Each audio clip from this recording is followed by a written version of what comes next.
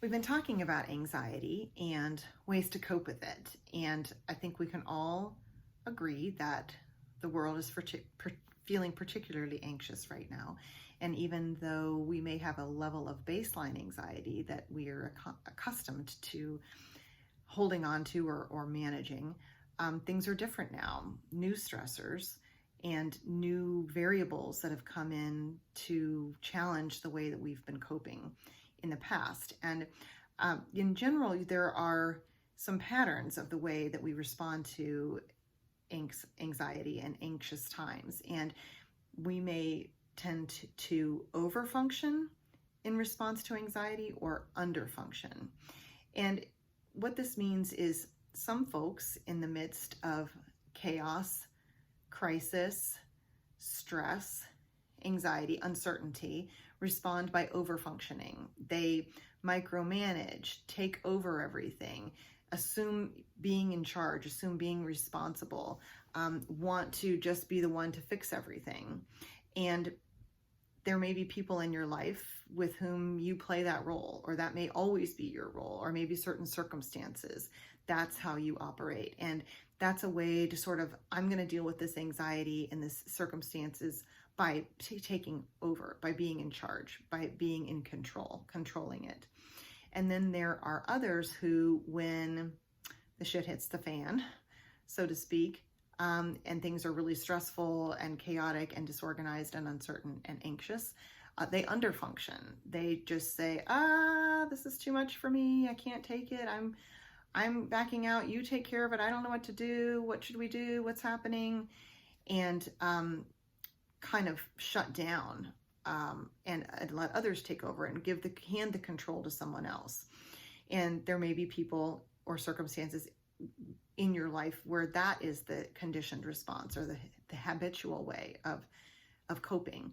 And it's important to be aware of this, because however you typically respond may or may not be working anymore, or it may have become a pattern that's actually detrimental to you and to your relationships.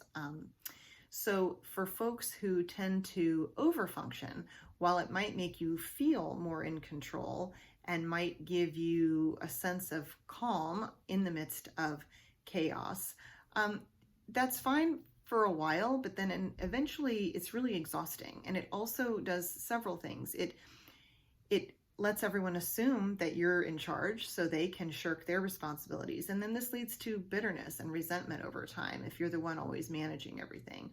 It also lets everyone point the finger at you if it doesn't work out.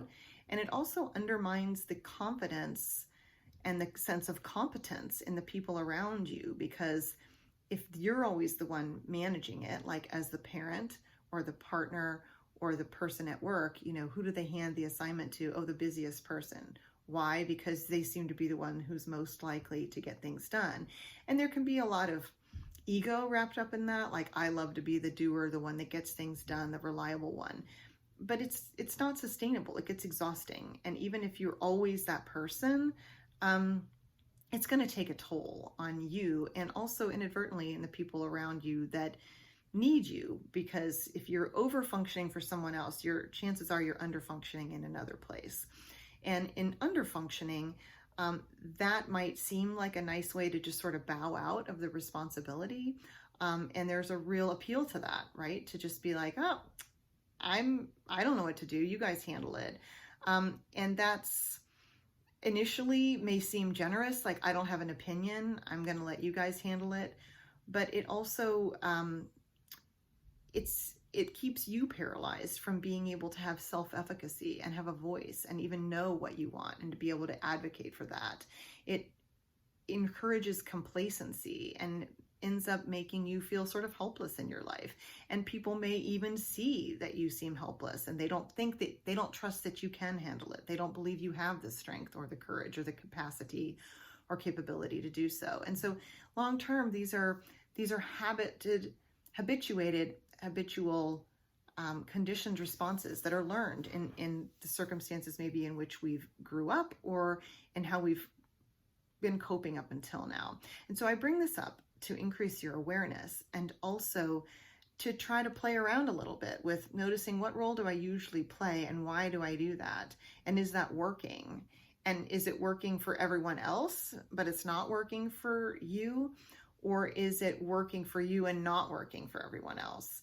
And what would happen if you showed up in that dynamic, in that circumstance, in a different way?